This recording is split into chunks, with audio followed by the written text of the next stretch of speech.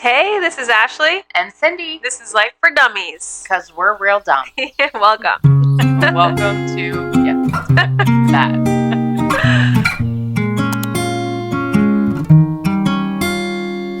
I've been around. So what are we going to talk about today? I thought we should talk about, have you ever heard anyone say time just takes time? Yes. Yeah. Like the worst saying there ever is, right? Time just takes time, and it's not in your time, it's in your higher power's time. You know, and it is so hard to be patient and just keep putting one foot in front of the other, doing the footwork, doing the next right thing so the next right thing will happen, because I don't know about you, but I just love some instant gratification. I'm thinking about how you frequently say your first year was like the longest, shortest year of your life. Yep. I feel like this past year of mine has been the longest, shortest year of my life, because I look back to where I just was even 2 or 3 months ago, and so much has happened, so much has changed, and yet the day-to-day is just dragging on. Yeah, you know, some days are wonderful and everything goes exactly how I would like it to go.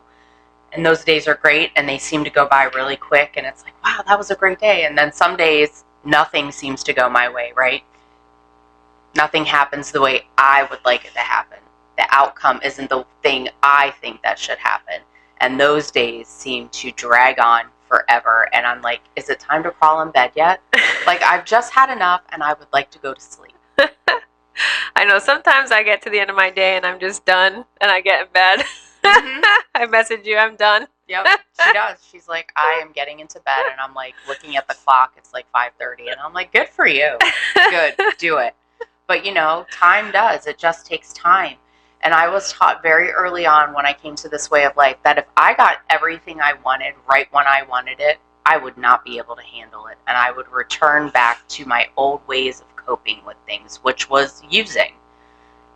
And then I'm not going to get anything.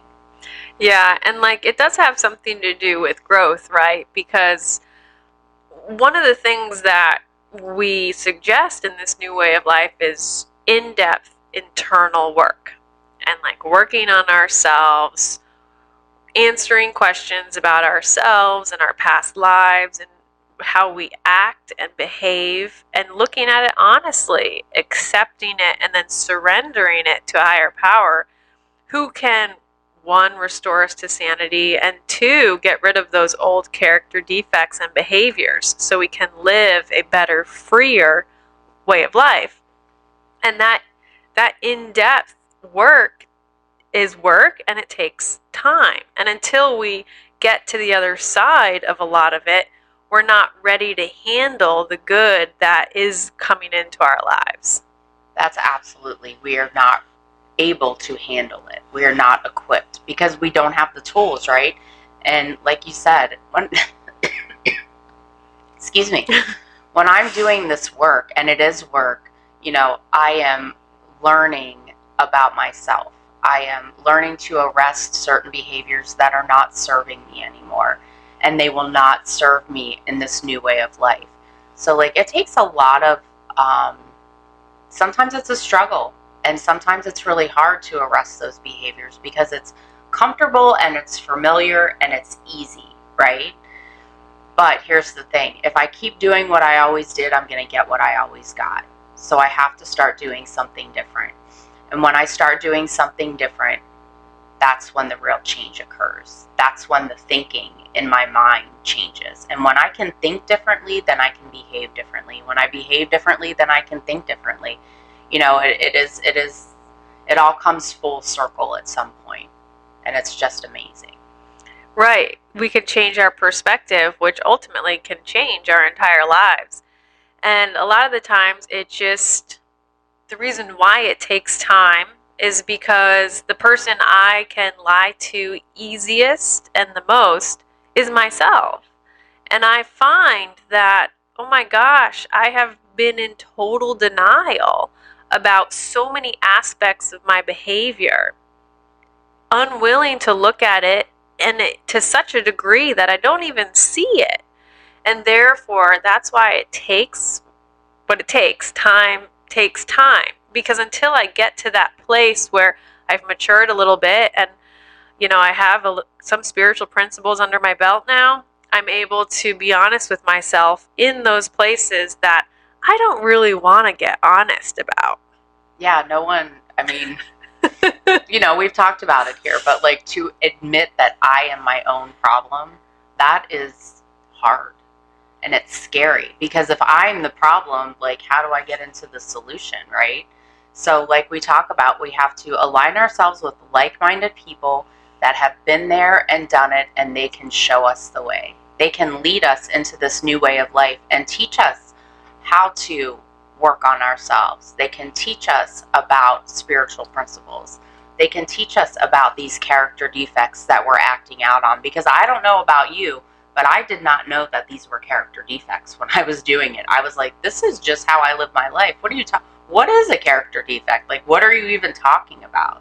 And wow. Yeah, it's a lot, but it's worth every single ounce of it.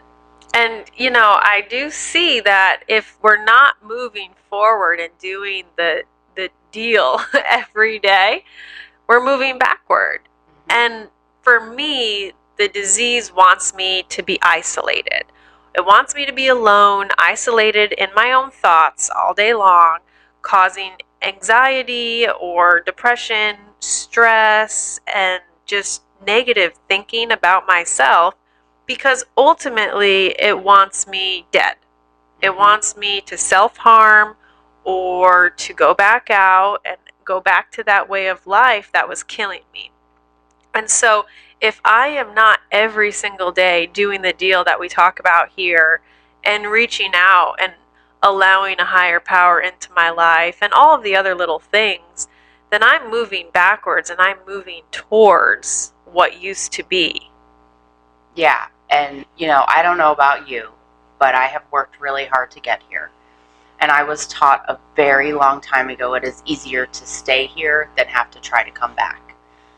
So, it's easier to stay clean than to get clean. And I can attest to that. There are some things that I must do on a daily basis in order to stay here. But it is much easier to do those things than burn my life back to the ground and try to build it back up again. I have no interest in doing that. So you know what? It's not always easy. It's not always pleasant, but it's much easier and much more pleasant than using any day of the week. For those who see people who are close to them in their lives trying to get clean, just know that they are their own worst enemy. Like addicts, we think worse about ourselves than anyone else could think about us. It just is part of the disease, which is why the solution for us is to go easy on ourselves, and why it's so important to have that support from the people who love us in our lives. And that support does include healthy boundaries and also love. Yeah, and you know what? It's really hard to love a using addict, right? It is so painful because it's painful to watch. And the biggest lie that we tell ourselves as using addicts is, I'm only harming myself. That is such a lie that my disease told me time and time again. I am harming every single person who I come in contact who loves me and cares for me deeply. So, I have to, one, surrender, and two, start being really honest with myself about my behavior and how it affects others. And just start having faith in like-minded people, having faith that they can show me the way to stop doing those things. We believe in you and love you. You can do it. Keep coming back.